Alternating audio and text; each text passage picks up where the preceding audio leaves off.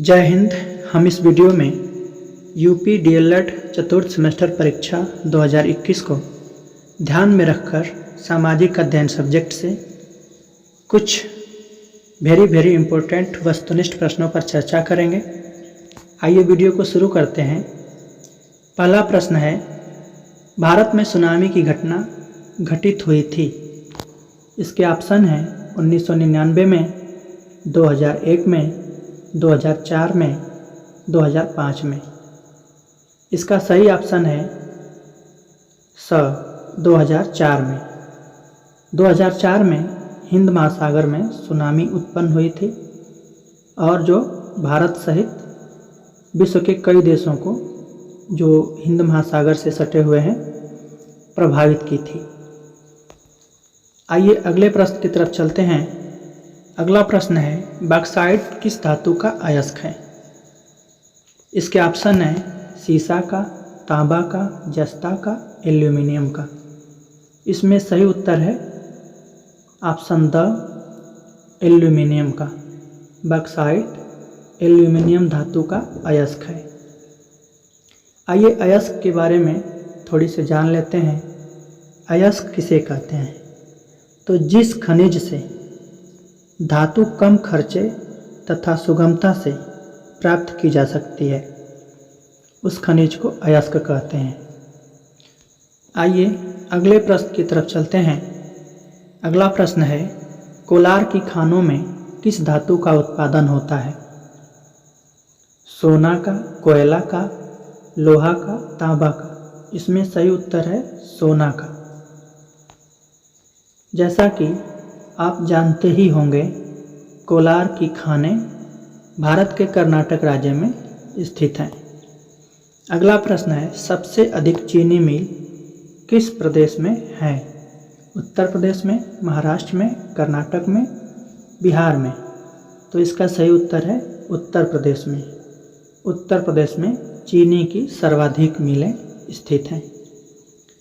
अगला प्रश्न है, संयुक्त राष्ट्र संघ का प्रधान कार्यालय कहाँ स्थित है? इसके ऑप्शन है नई दिल्ली में, जेनेवा में, न्यूयॉर्क में, रोम में। इसमें सही उत्तर है रोम में। इसका सही उत्तर है न्यूयॉर्क में। आइए अगले प्रश्न की तरफ चलते हैं। अगला प्रश्न है, हथकरघा उद्योग कौन सा है? कुटीर उद्योग, रसायन उद्योग, आधारभूत उद्योग या लघु उद्योग? तो हथकरघा उद्योग कुटीर उद्योग है। इसमें कुशल मजदूर सस्ते में कुशलता से घर पर ही वस्तुओं और सेवाओं का उत्पादन करते हैं। आइए अगले प्रश्न की तरफ चलते हैं। अगला प्रश्न है, मंगल पांडे को फांसी कब हुई थी? इसके ऑप्शन है 6 अप्रैल 1857 ईस्वी में, 8 अप्रैल 1857 ईस्वी में, 6 अप्रैल 1858 ईस्वी में, 8 अप्रैल 1858 ईस्वी में। इसका सही उत्तर है 8 अप्रैल 1857 ईस्वी में मंगल पांडे को फांसी हुई थी। आइए अगले प्रश्न की तरफ चलते हैं। 2011 की जनगणना के अनुसार उत्तर प्रदेश की जनसंख्या में कितने प्रतिशत 10 की वृद्धि हुई?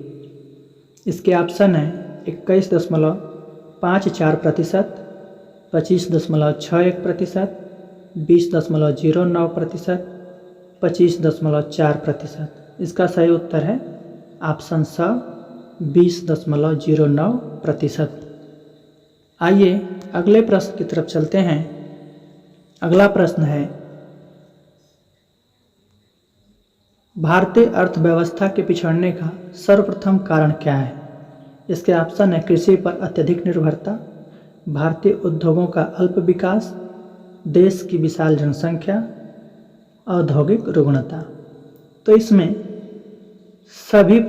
सभी ऑप्शन सही हैं, लेकिन जो सबसे प्रथम कारण है, जो सर्वप्रमुख कारण है भारतीय अर्थव्यवस्था के पिछड़ने का, वह है देश की विशाल जनसंख्या। आइए अगले प्रश्न की तरफ चलते हैं। अगला प्रश्न है, संयुक्त राष्ट्र संघ की स्थापना कब की गई थी? 22 जुलाई 1945 में, 24 अक्टूबर 1945 में, 24 अक्टूबर 1946 में, 14 सितंबर 1948 में। इसका सही उत्तर है 24 अक्टूबर 1945 में।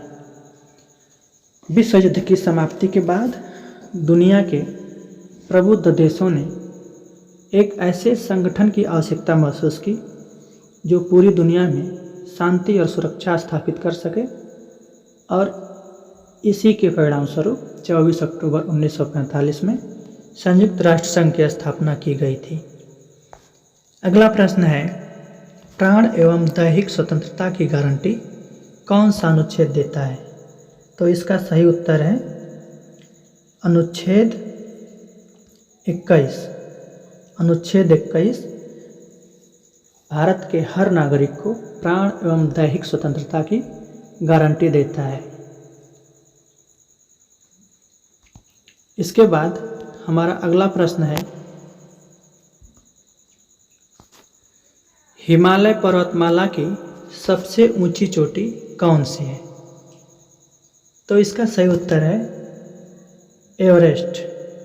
हिमालय की जो सबसे ऊंची चोटी है वह एवरेस्ट है। इसकी जो ऊंचाई है वह 8,850 मीटर है। आइए हम अगले प्रश्न की तरफ चलते हैं। अगला प्रश्न है, कौन सा तत्व किसी स्थान विशेष की जलवायु को प्रभावित नहीं करता है? पर्वतों की स्थिति, भूमध्य रेखा से दूरी, खनिज संपदा, प्राकृतिक वनस्पति। तो इसमें जो किसी स्थान विशेष की जलवायु को प्रभावित न करने वाला तत्व है वह है खनिज संपदा। पर्वतों की स्थिति किसी स्थान विशेष की जलवायु को प्रभावित करती है। भूमध्य रेखा से दूरी भी किसी स्थान की जलवायु को प्रभावित करती है, और प्राकृतिक वनस्पति भी किसी स्थान की जलवायु को प्रभावित करती है।